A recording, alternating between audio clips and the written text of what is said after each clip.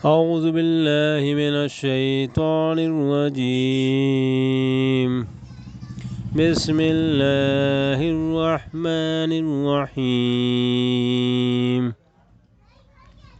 وإن كنتم في ريب مما نزلنا على عبدنا فأتوا بسورة من مثله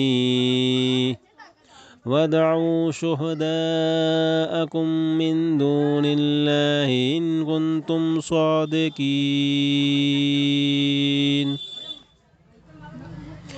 صدق اللہ العظیم۔ میرے عزیز ساتھیوں، السلام علیکم ورحمۃ اللہ وبرکاتہ۔ دوستو، یہ سورہ بقرہ کی 23ویں آیت ہے، جس میں کہ اللہ تعالی تمام انسانوں سے خطاب فرما رہے ہیں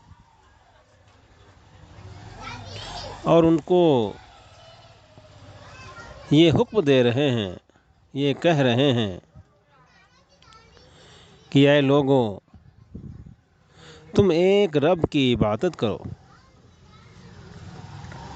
اس رب کی جس نے تمہیں اور تم سے پہلے جو گزر چکے ہیں ان کو پیدا کیا تاکہ تم بچ سکو۔ دوستو، اس کے بعد اللہ تعالی ارشاد فرما رہے ہیں کہ اگر تمہیں اس امر میں شک ہے کہ یہ کتاب جو ہم نے اپنے بندے پر اتاری ہے یہ ہماری ہے یا نہیں، تو اس کے مانند ایک ہی صورت بنا لاؤ اور اپنے سارے ہم نواؤں کو بلا لو، ایک اللہ کو چھوڑ کر باقی جس کی چاہو مدد لے لو۔ اگر تم سچے ہو تو یہ کام کر کے دکھاؤ۔ فَإِن لَّمْ تَفْعَلُوا وَلَن تَفْعَلُوا فَاتَّقُوا النَّارَ الَّتِي وَقُودُهَا النَّاسُ وَالْحِجَارَةُ أُعِدَّتْ لِلْكَافِرِينَ صدق اللہ العظیم۔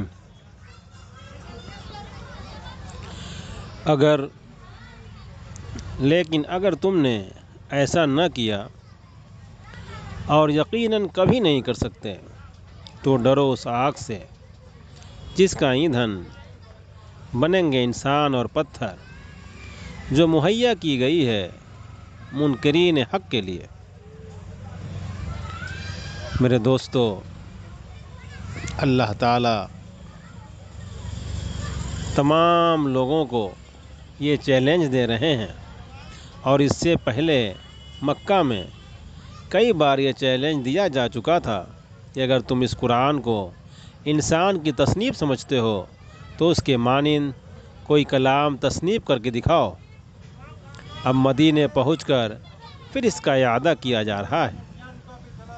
دوستو، اس میں اللہ تعالیٰ نے جو یہ فرمایا کہ اس کے ایندھن جو ہیں وہ انسان اور پتھر بنیں گے، تو اس میں یہ اشارہ ہے کہ وہاں صرف تم ہی دوزخ کا ایندھن نہ بنو گے، بلکہ تمہارے وہ بت بھی وہاں تمہارے ساتھ ہی موجود ہوں گے جنہیں تم نے اپنا معبود و مسجود بنا رکھا ہے۔